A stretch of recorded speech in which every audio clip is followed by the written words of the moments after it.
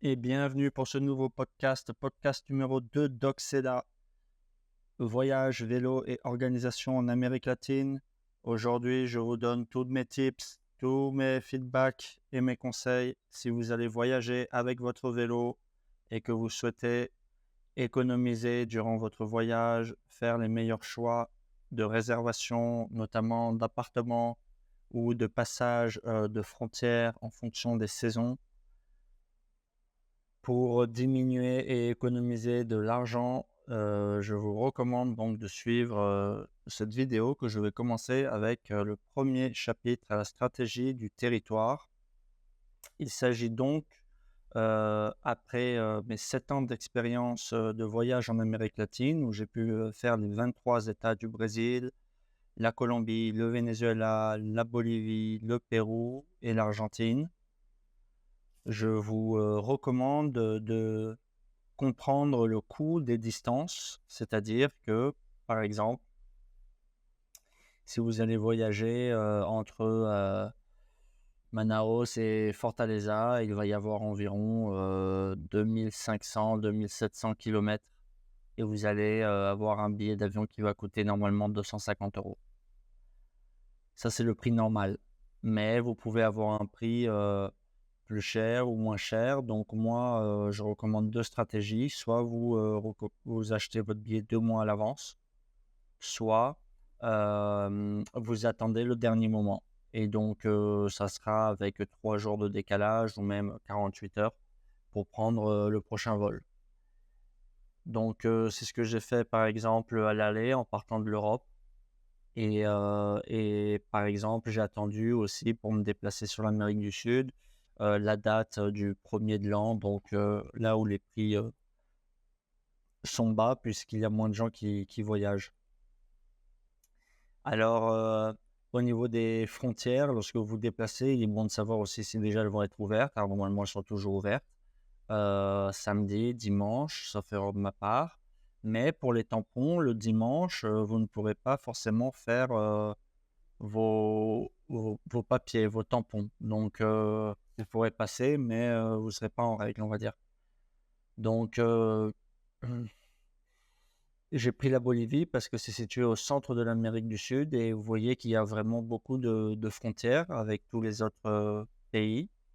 Et donc, il y en a qui sont plus utilisés que d'autres, notamment en allant au Pérou, au niveau du lac Titicaca, ou pour aller jusqu'à Santa Cruz avec le Brésil à Corumbá. Vous avez aussi un accès à l'Amazonie au nord avec Cobira. Donc là, ce qui est intéressant de savoir, c'est qu'il vous faut donc votre passeport, qu'il faut passer à chaque fois 2 étapes, donc 2 douanes en général, celle du pays où vous sortez et celle du pays où vous allez rentrer. Et donc, si tout est bon à ce niveau-là, eh bien, voilà, vous pourrez vous déplacer librement dans toute l'Amérique du Sud et je fais donc d'autres vidéos qui vous donnent des recommandations sur les trajectoires, voilà, sur des circuits si vous voulez. Donc là, ici, je vous explique vraiment beaucoup de choses et plus en détail si vous souhaitez avoir plus d'informations sur mes circuits préférés en Amérique du Sud, je vous les délivre dans cette vidéo. Alors, maintenant, sur la partie 2, analyser l'offre et la demande. Donc, en effet, il peut y avoir des scénarios particuliers. On va prendre par exemple celui où vous allez dans une grande ville. Vous êtes en période de saison haute, donc ce sont des vacances d'hiver par exemple. Et là, eh bien, vous allez voir qu'il y a une promotion sur un hôtel. Et c'est normal puisque tout le monde est parti à la plage et que les hôtels sont vides. Donc, vous pouvez avoir une chance. Et si cela vous intéresse, réservez avec une promotion. Donc, en général, plutôt sur le long terme, plutôt sur un mois.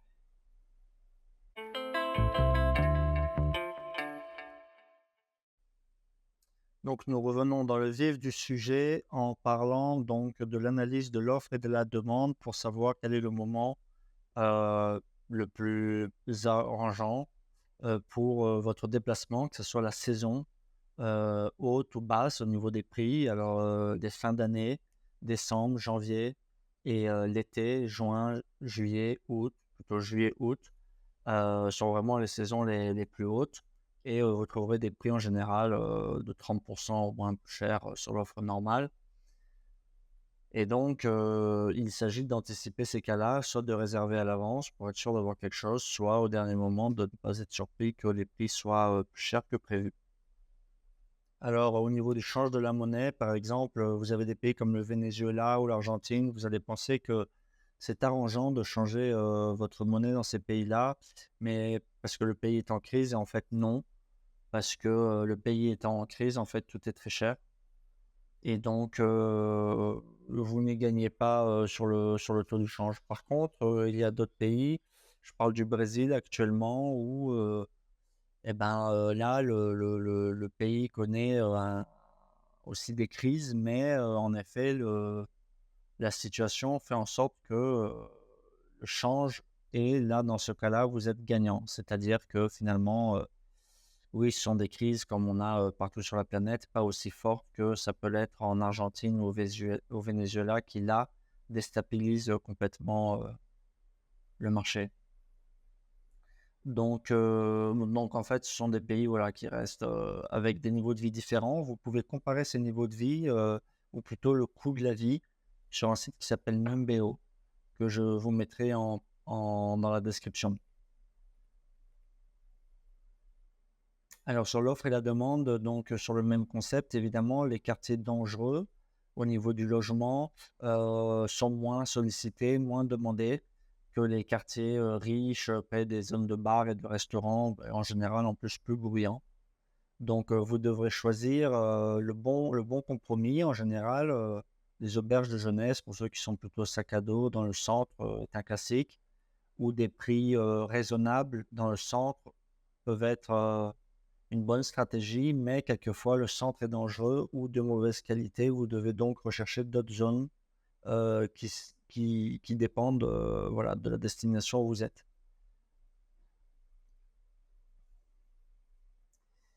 Alors moi, comme je voyage en vélo, j'ai donc connu pas mal de situations, pas mal de vélos. Je suis sur des budgets pas chers, hein. On parle d'un vélo qui coûte 300 euros maximum, que j'achète en général au Paraguay parce que, ou en Bolivie. Parce que voilà, j'ai un ami en Bolivie par exemple et le vélo me coûte pas cher et donc l'étape qui est compliquée, c'est celle de mettre votre sac à dos sur un parpaing, une parilla, on dit en espagnol, j'utilise ce mot-là, porte-bagages. Donc sur ce porte-bagages doit supporter 10 à 20 kilos et donc tous les vélos ne sont pas vendus avec, il faut donc un porte-bagages qui s'installe dessus. Et c'est l'une des pièces principales puisqu'elle vous soulage pour les longues distances et même vous donne plus de précision sur les courtes distances. Donc voilà, j'ai beaucoup d'anecdotes à raconter, comme par exemple des vélos que j'ai abandonnés à l'aéroport. Voilà, si j'ai pas le temps de les vendre ou si vraiment j'ai eu un imprévu, bah, il se peut que voilà, je n'ai pas le temps de vendre mon vélo, je vais jusqu'à l'aéroport avec. Alors je fais toutes les distances avec le vélo pour économiser sur les taxis et donc même le soir quand je sors en boîte de nuit, il m'arrive d'y aller en vélo, de rentrer en taxi avec, une demoiselle si l'opportunité, est là et du coup, de revenir tôt à l'aube, le matin, aller chercher mon vélo en footing et retour en vélo. Donc tout ça, c'est pour faire du sport, pour économiser un petit peu et ça rajoute du fun. Donc c'est un vélo où voilà, comme il est pas trop cher, c'est pas si grave que ça si on me le vole. Mais en même temps, il m'est très précieux parce que, sans lui, l'aventure n'est pas possible. Alors voilà, on voit des exemples là de montage de vélo. Donc celui-là, il avait un guidon en V, très agréable pour reposer les épaules.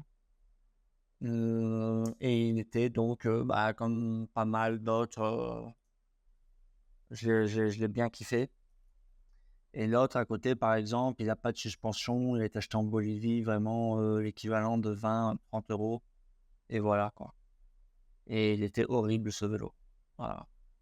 Et à côté, on a un vélo qui, tout monté, fait quasiment 300 €, voilà, environ. Alors là, on voit par exemple des bagages. On voit que je prends une housse très légère qui fait office de protection du vélo, ce que c'est demandé par les compagnies de bus, par exemple. En avion, en général, je vais rajouter un plastique autour. Ça peut être obligatoire aussi. Et ensuite, donc là, je suis assez chargé quand même avec 3 autres bagages. Et donc là, c'est plutôt des voyages douloureux. En effet, quand je vois ces sacs-là, c'est plutôt beaucoup. Et c'est le maximum à peu près que je puisse porter, hein. Donc on est sur du 20 kg max. Voilà, quelques idées d'autres vélos. Donc c'est le vélo d'un ami, mais en effet, je pense que cette marque de selle est géniale, SMP.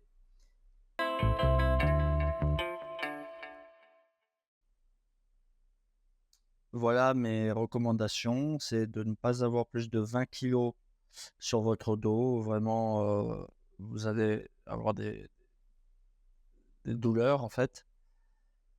Et 10 kilos, ça passe, on va dire. Donc 10, 12, 13, voilà. Et 15, là, c'est directement signal.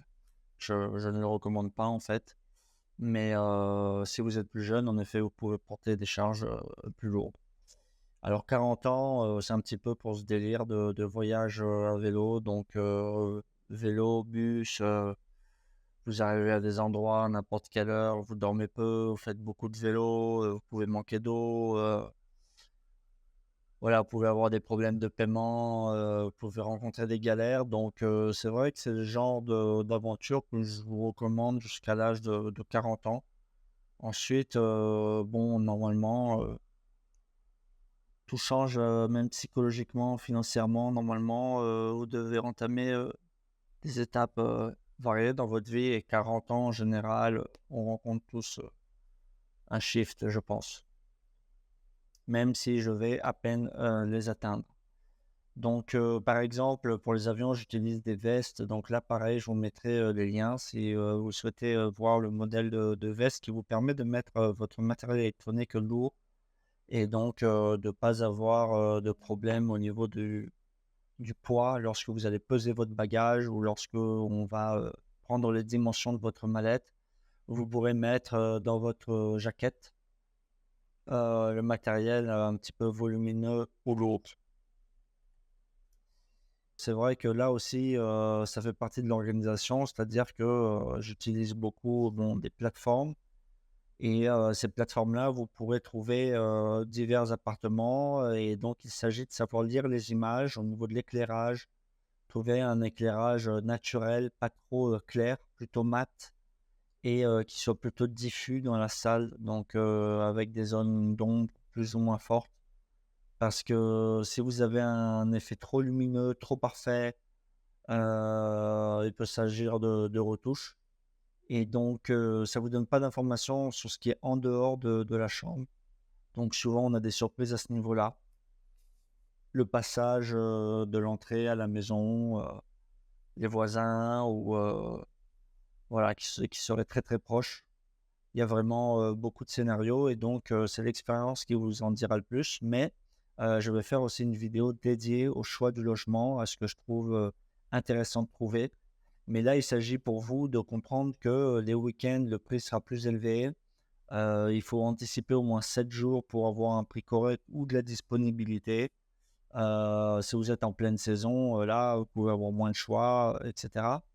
Et les prix seront plus chers aussi, c'est sûr. Et là, donc, c'est vraiment pour comprendre que je fais tout avec mon vélo, à savoir que j'essaye d'économiser les déplacements lorsque j'essaye de rencontrer une personne dans un centre commercial en général ou dans un bar. Je choisis un lieu où je puisse y aller à vélo. J'essaye de choisir des lieux qui soient 1-2 km. Ce sont les cas optimisés, mais c'est pas toujours possible. Si jamais vous souhaitez économiser en argent et même être dans un bon mood, dans un bon état d'esprit, marcher 1 kilomètre avant votre date est plutôt une bonne chose. Donc, il s'agit de marcher dans des bonnes conditions, il ne fasse pas trop chaud, que ce soit pas trop pollué. Et donc là, on voit par exemple que le vélo, il peut me faire gagner beaucoup d'argent sur certaines stratégies. Donc au final, il faudra revenir avec un taxi. Donc vous avez quand même toujours un moment galère. Donc moi, des fois, je suis honnête, hein, je dis carrément à la fille, écoute, je suis en vélo et tout. Ça rajoute plus d'authenticité au trip. Et donc une petite douche et de recommandations à l'arrivée. Mais en général, ça s'est plutôt bien passé.